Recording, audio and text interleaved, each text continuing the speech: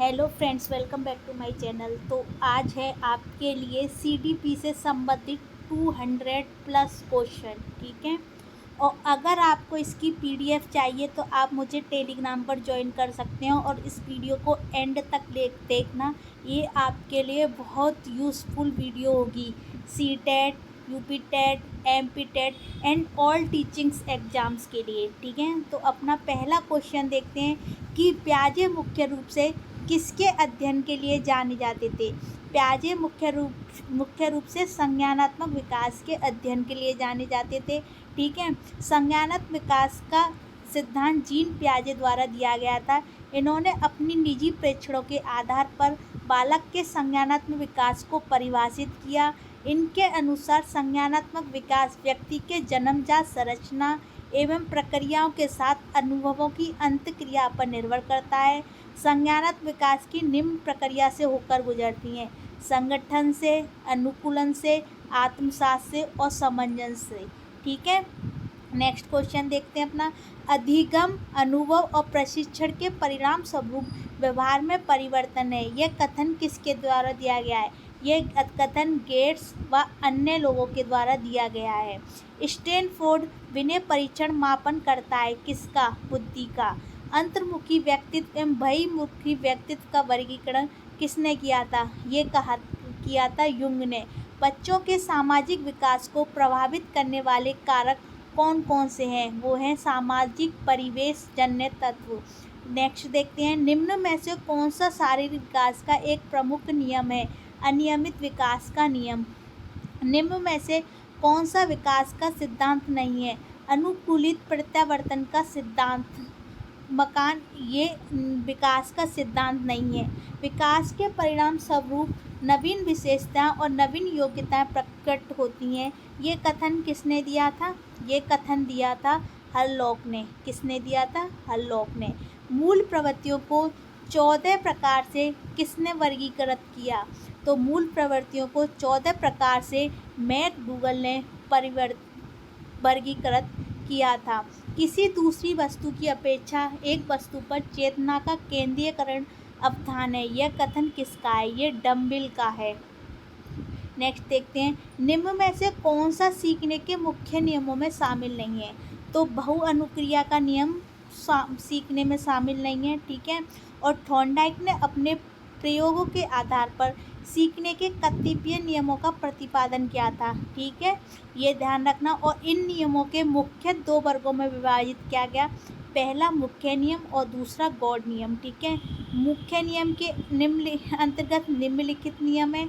एक तो तत्परता का नियम है, एक अभ्यास का नियम है, प्रभाव का नियम है और एक गौड़ नियम है। सेकंड, गौड़ नियम के अंतर्गत कौन कौन से हैं? ये तो मुख्य नियम के अंतर्गत हैं, ठीक है। तत्परता का नियम, अभ्यास का नियम और प्रभाव का नियम। गौड़ नियम के अंतर्गत कौन कौन से हैं? बहुअनुक्रियम का नियम, समानता, मानसिक स्थिति का नियम, आंशिक क्रिया का नियम और सादृश्य अनुक्रिया का नियम, ठीक है। आगे सबके समझ में, ये ध्यान रखना। अब नेक्स्ट क्वेश्चन देखते हैं अपना। 2 वर्ष से 16 वर्ष के बच्चों के लिए हिंदी में डॉक्टर एस जलोटा ने कौन सा परीक्षण प्रतिपादित किया था? तो 2 से 16 वर्ष के बच्चों के लिए हिंदी में डॉक्टर एस जलोटा ने साधारण मानसिक योग्यता का परीक्षण प्रतिपादित किया था। नेक्स्ट देखते हैं, बुद्धि के द्विकारक सिद्धांत का प्रतिपादन किसने किया? तो बुद्धि के द्विकारक सिद्धांत का प्रतिपादन किया था स्पीयरमैन ने, ठीक है। और प्रतिपादन स्पीयर ने अंग्रेज मनोवैज्ञानिक स्पीयर ने 1904 में किया था।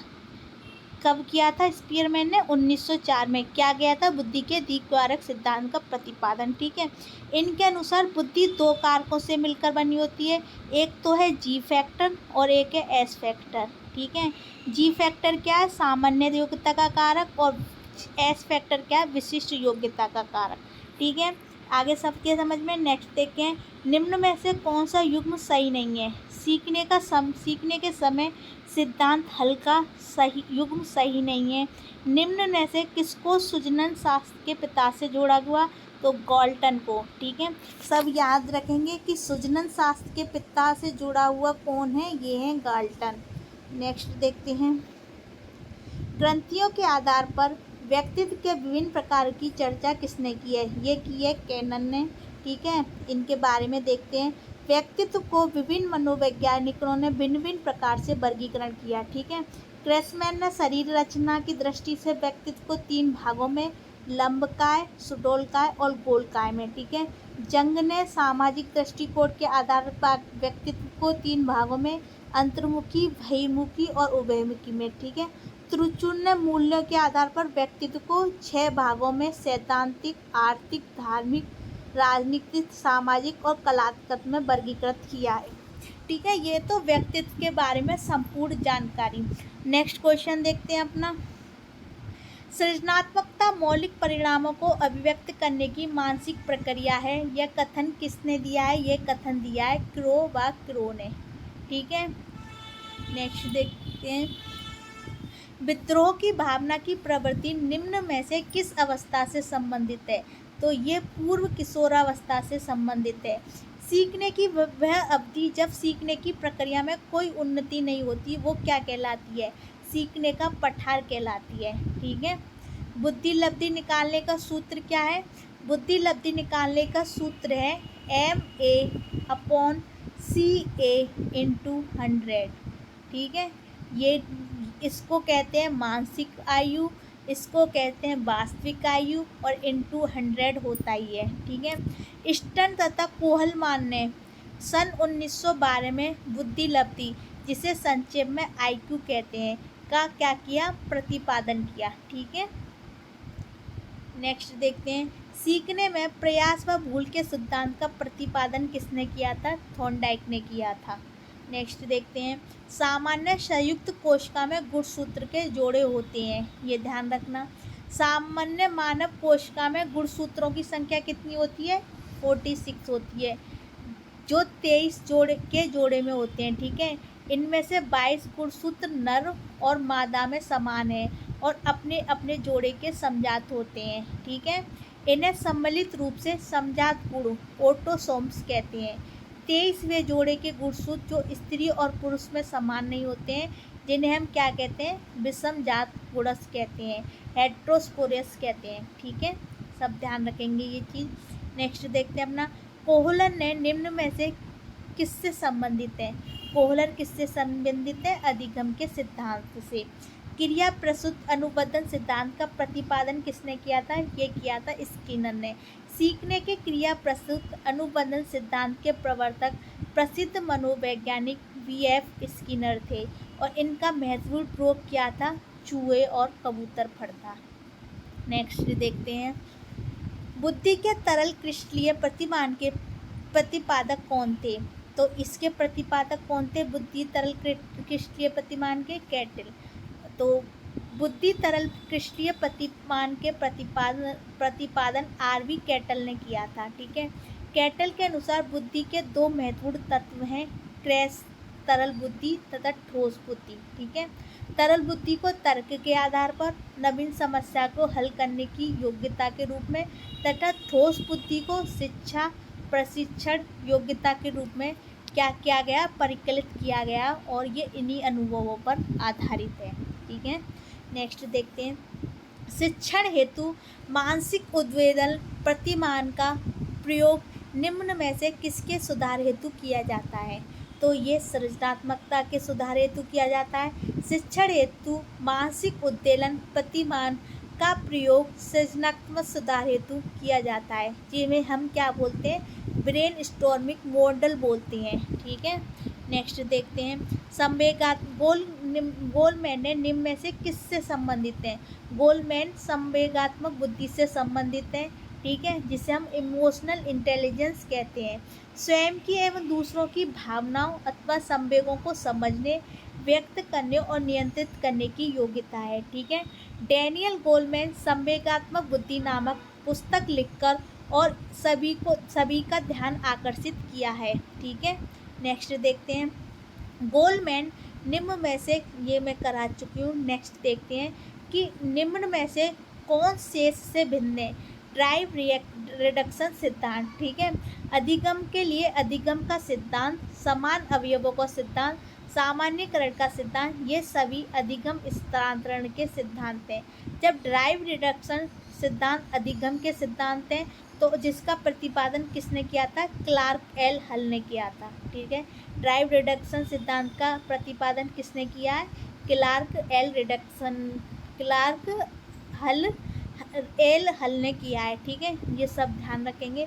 नेक्स्ट देखते हैं, संज्ञानात्मक संप्राप्ति का न्यूनतम स्तर क्या है? इसका ज्ञान है। संज्ञानात्मक संप्राप्ति ज्ञान और बौद्धिक कौशल को शामिल करता है। संज्ञानात्मक संप्राप्ति क्रमशः 6 चरणों में होता है, जिसमें से ज्ञान, समझ, अनुप्रयोग, विश्लेषण, संश्लेषण और मूल्यांकन है, जिसका चार्ट ऐसे बनता है। ठीक है, ऐसे ये 6 चरणों में होता है। नेक्स्ट देखते हैं, एक बालक जो साइकिल चलाना जानता है और मोटर बाइक चलाना सीख रहा है, तो यह उदाहरण किसका होगा? ये उदाहरण होगा ऊर्ध्व अधिगम अंतरण का। जब किसी परिस्थिति में अर्जित ज्ञान, अनुभव, प्रशिक्षण का उपयोग प्राणी के द्वारा किसी भिन्न प्रकार की परिस्थिति को अध्ययन में किया जाता है, तो इसे हम क्या कहते हैं? सीखने का ऊर्ध्व अंतरण कहते हैं। ठीक है, ये कई बार क्वेश्चन आ चुका है, इस पर ध्यान रखना। नेक्स्ट क्वेश्चन देखते हैं, बुद्धि के द्विकारक सिद्धांत का प्रतिपादन किसने किया था? ये मैं अभी ऊपर करा चुकी हूँ। बुद्धि के द्विकारक सिद्धांत का प्रतिपादक अंग्रेज मनोवैज्ञानिक स्पीयरमैन ने 1904 में किया था। इनके अनुसार बुद्धि 2 कारकों से मिलकर बनी होती है, एक है जी फैक्टर, एक है एस फैक्टर। जी फैक्टर सामान्य योग्यता कारक है और एस फैक्टर विशेष योग्यता कारक है। ठीक है, नेक्स्ट देखते हैं, जब मानव शरीर के एक भाग को दिए गए प्रशिक्षण का अंतरण दूसरे भाग में हो जाता है, तो इसे क्या कहते हैं? इसको हम कहते हैं द्विपार्श्विक अंतरण। ठीक है, मानव शरीर का 2 भागों में बांटा जा सकता है, एक दायां भाग और एक बायां भाग। जब मानव शरीर के एक भाग दिए गए प्रशिक्षण का अंतरण दूसरे भाग में होता है, तो उसे हम द्विपार्श्विक अंतरण कहते हैं, जिसे दाएं हाथ से लिखने की योग्यता का उपयोग बाएं हाथ से लिखने में करना है। ठीक है, दिए हुए प्राप्तांकों के समूह में जो प्राप्तांक बहुधा सबसे अधिक बार आता है, उसे हम क्या कहते हैं? उसे हम कहते हैं बहुलक। या बहुलक सांख्यिकी की केंद्रीय प्रवृत्ति की माप को भागे, जिसमें माध्यिका बहुलक भी आता है। प्राप्तांकों में जिस प्राप्तांक की आवृत्ति सबसे अधिक होती है, वह बहुलक कहलाता है। इसे निम्न सूत्र से ज्ञात किया जा सकता है। ठीक है, इसका ये क्या है? 3 मीडियन माइनस 2 मीन। ठीक है, अब और ये कोष्टक में क्या है? 3mn minus m। ठीक है, नेक्स्ट देखते हैं, क्रिया प्रसूत अनुकलन सिद्धांत का प्रतिपादन किसने किया था? तो इसका प्रतिपादन किया था स्किनर ने। ठीक है, और इन्होंने चूहों पर प्रयोग कर सीखने का सिद्धांत दिया। इसी प्रकार पावलोव क्लासिकल अनुबंध सिद्धांत के प्रतिपादन किया है, इन्होंने कुत्ते पर प्रयोग किया। थॉर्नडाइक प्रयास एवं त्रुटि का सिद्धांत है, जिसने बिल्ली पर प्रयोग किया, और कोलर सूच का सिद्धांत है, जिसने बंदर पर प्रयोग। ये चारों मैंने एक ही में डाल दिए, सब ध्यान रखना। ठीक है, नेक्स्ट देखते हैं अपना, अल्बर्ट बांडुरा निम्न में से किस सिद्धांत से संबंधित है? तो अल्बर्ट बांडुरा सामाजिक अधिगम सिद्धांत से संबंधित 1971 में दिया था इन्होंने। और सामाजिक अधिगम सिद्धांत अधिगम के संज्ञानात्मक क्षेत्र के सिद्धांत के अंतर्गत आता है, और इस सिद्धांत के अनुसार व्यक्ति जो कुछ भी सीखता है, वह दूसरों को देखकर, सुनकर व समझकर सीखता है। मानसिक आयु का प्रत्यय दिया था, किसने दिया था? ये दिया था विनय साइमन ने। मानसिक आयु एक दूसरे तरह की आयु है, जिसका प्रयोग बुद्धि मापने में मनोवैज्ञानिक ने अधिक किया है। इस संप्रत्यय का प्रतिपादन विनय तथा साइमन ने किया। तैतिक आयु से तात्पर्य व्यक्ति के जन्म से लेकर आज तक की आयु ज्ञात है, जबकि मानसिक आयु उनकी बुद्धि लब्धि होती है, और बुद्धि लब्धि बराबर मानसिक आयु अपॉन तैतिक आयु, जिसे हम वास्तविक आयु बोलते हैं, इंटू 100 होता है। मैंने अभी ऊपर बताया था MA/CA इंटू 100 इसका बुद्धि लब्धि निकालने का फॉर्मूला होता है। निम्नलिखित में से कौन सा सीखने का नियम नहीं है? तनाव का नियम। ठीक है, अन्य 3 तत्परता का नियम, प्रभाव का नियम, अभ्यास का नियम, अधिगम के नियम है, जिसे थॉर्नडाइक ने अपने प्रयास सिम त्रुटि के अधिगम सिद्धांत में दिया है।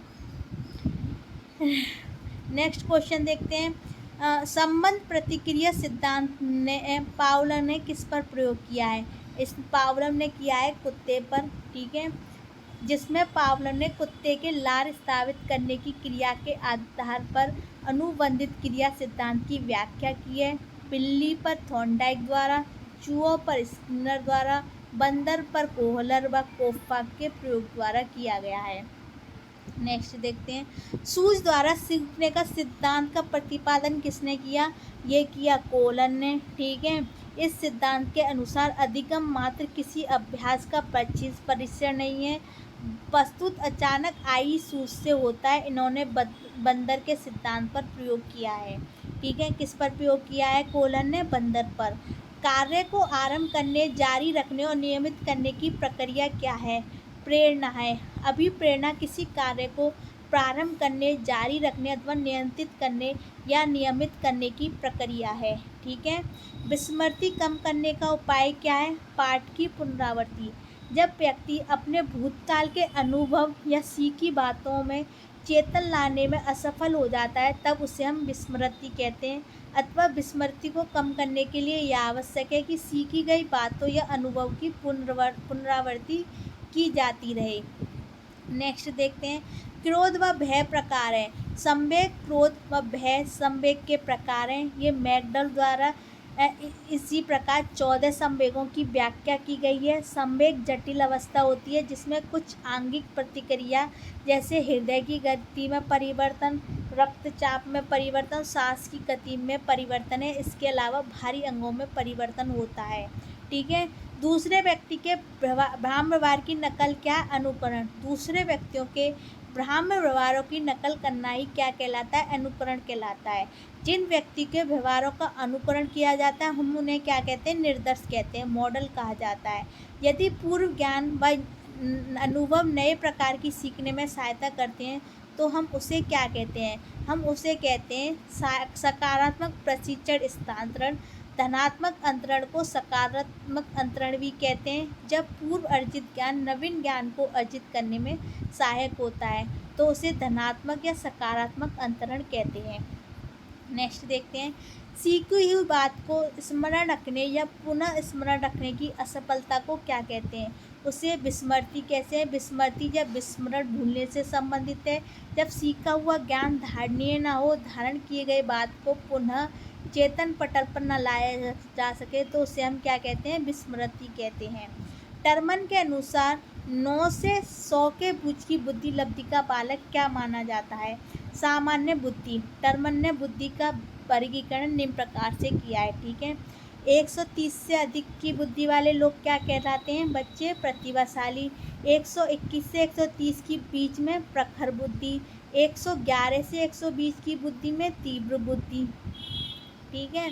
और 91 से 110 के बीच में जो होते हैं वो सामान्य बुद्धि के लोग होते हैं। 81 से 90 के बीच के लोग होते हैं वो मंद बुद्धि के होते हैं।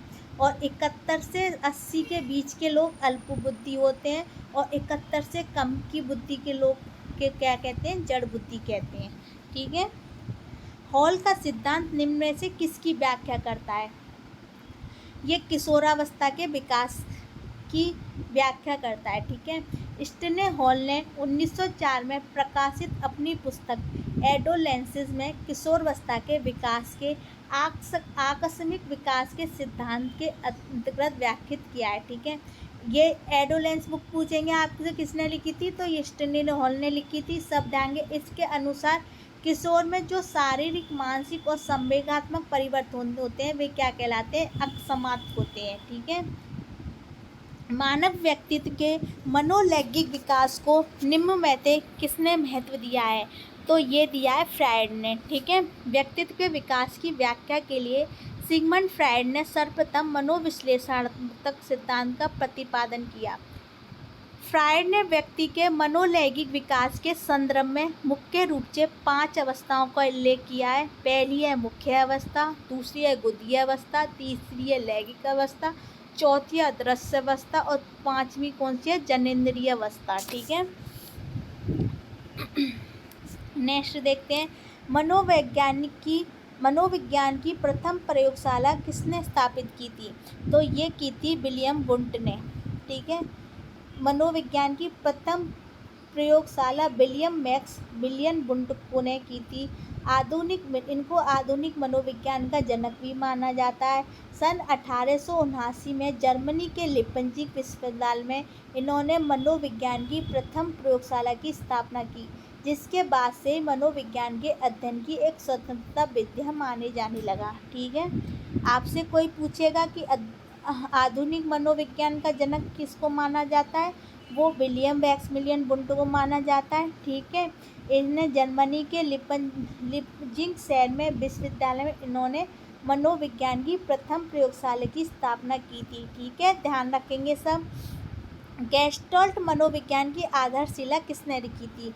ये रखी थी मैक्स बर्गमैन ने। गेस्टल्ट मनोविज्ञान की आधारशिला 4 जर्मन मनोवैज्ञानिक max Burgman, Wolfgang Kohler, Kurt Koppa तथा कुर्ट लेविन ने रखी थी। ठीक है, मैक्स बर्गमैन हो गए एक, और एक वोल्फगैंग कोहलर हो गए, एक कुर्ट कोप्पा हो गए और एक कुर्ट लेविन हो गए। ठीक है, ये 4 मनोवैज्ञानिकों ने गेस्टल्ट मनोविज्ञान की आधारशिला रखी थी।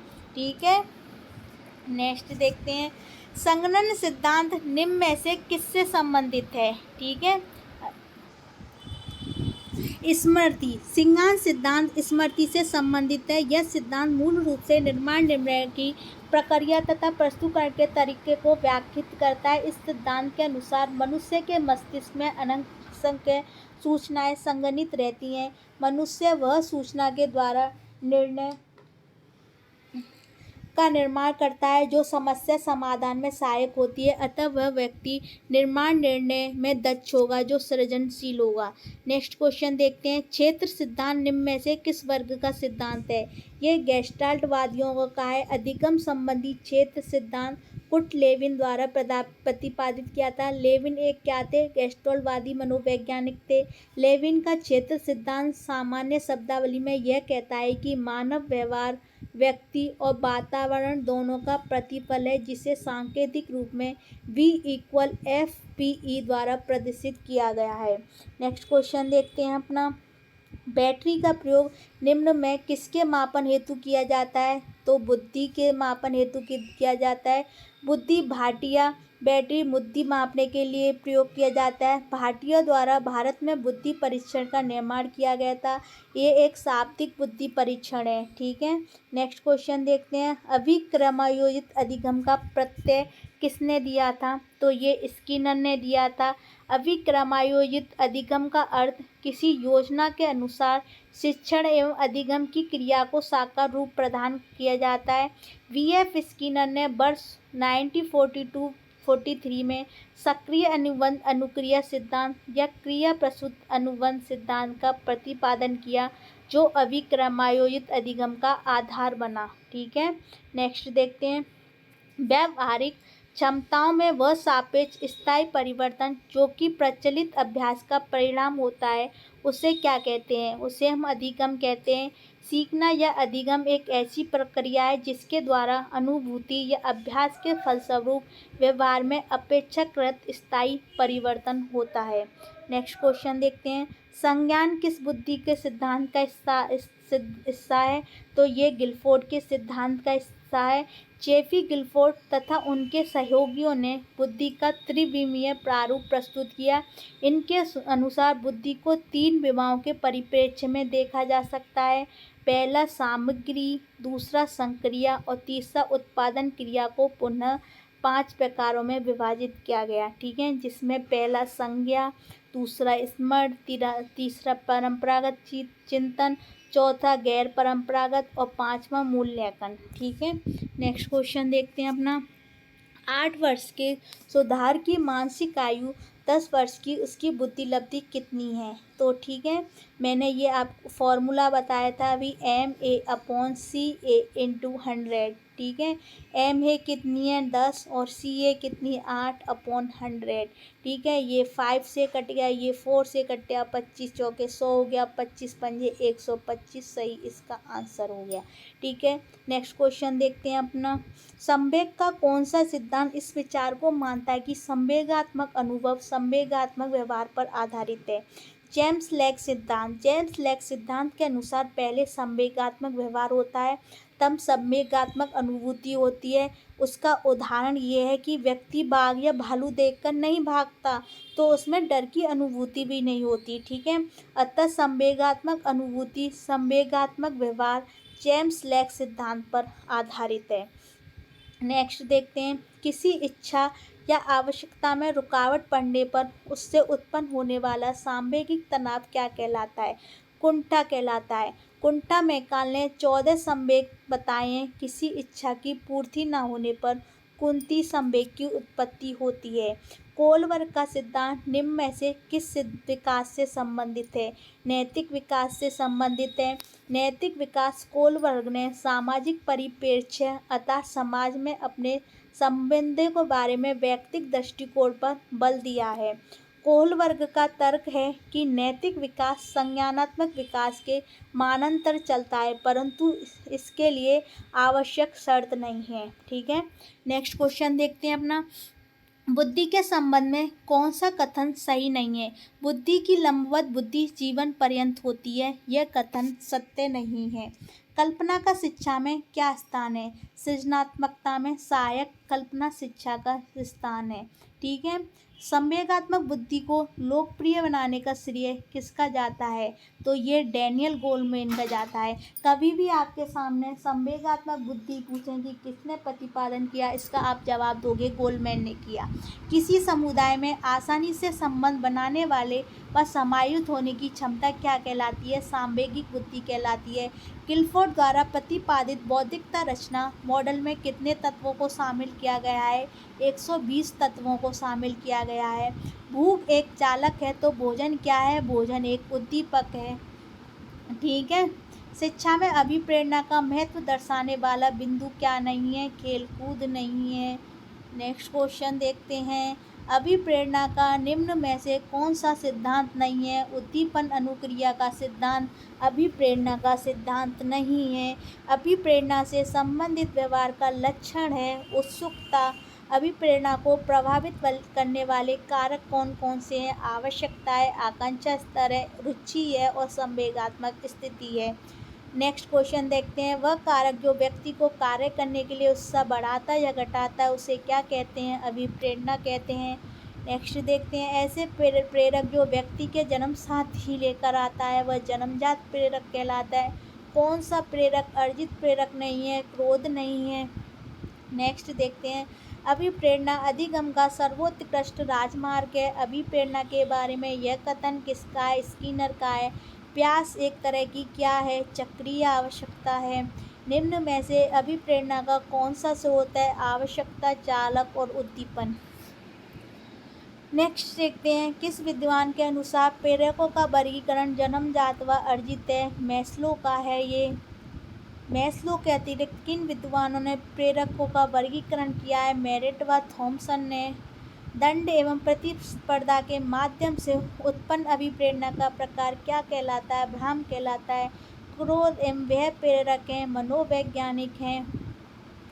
अधिगम आधारित प्रक्रिया में अभिप्रेरणा क्रिया तथा पुनर्वलन निहित है। यह कथन किसका है? सोरेनसन का है। कार्यात्मक प्रतिबद्धता सिद्धांत प्रतिक्रिया मुख्य कारक निम्न में से कौन सा है? पुनर्वलन है।